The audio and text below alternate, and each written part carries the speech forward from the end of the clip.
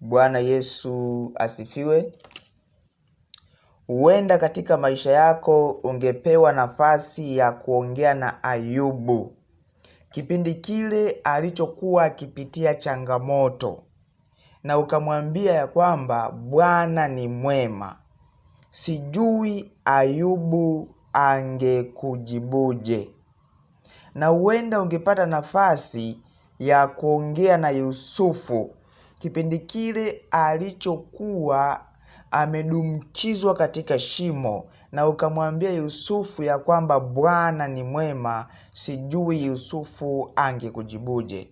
Lakini majibu sahihi ni haya: Bwana ni mwema wakati wote. Bwana ni mwema kwa Ayubu kwa sababu alimruhusu shetani aguse kila alilonalo Ayubu, lakini asiuguse uhai wake. Huo ni wema wa Mungu.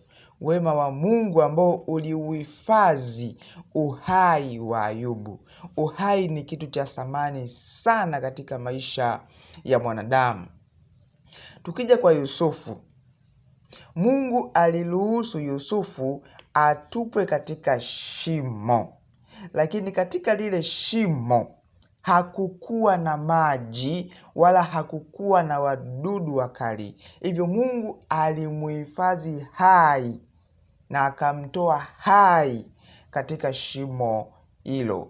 Pia Mungu alimuokoa ili asije akafa mikononi mwa ndugu zake. Huo ni wema wa Bwana.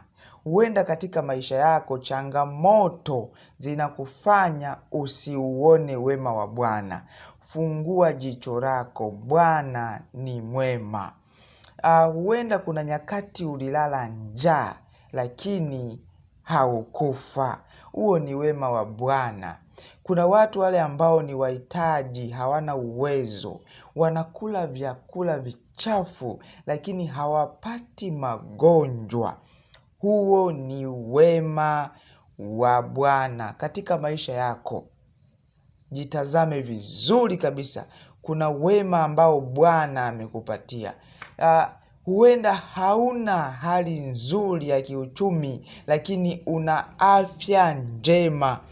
Huo ni wema wa Bwana. Imekupasa kumshukuru Mungu kwa kila jambo.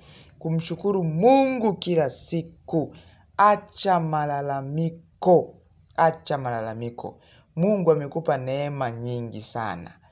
Fungua jicho lako utazame wema wa Bwana.